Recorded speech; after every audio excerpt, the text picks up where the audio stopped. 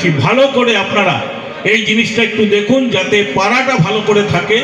এবং আমার মনে হচ্ছে এই রমজান মাসের পর, ঈদের রমজান মাসের পর এই যে রাস্তাটা খুব খারাপ অবস্থায় রয়েছে, রাস্তার ড্রেনটা এই রমজান মাসের পর আমরা মিউনিসিপ্যালিটিকে জানিয়েছি যাতে এই রাস্তাটা সুন্দরভাবে রাস্তাটা তৈরি করে দেয় এবং কাজও শুরু হবে।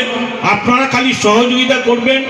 ড্রেনের বাদিকটা কেউ আপনারা ওখানে ঝুপড়ি টুপড়ি টাইপের কিছু করবেন না, যারা করেছেন অবৈধ কাঠামো তারা খুলে নিন। এটা আমি আজকে বললাম, এটা বলার একটা জায়গা সুযোগ ছিল তাই বলে দিলাম। আমি বক্তব্য দীর্ঘায়িত করব না, খালি আবার বলছি এই রক্তদান এমন একটা দান, এই রক্তদান হচ্ছে মহৎ দান।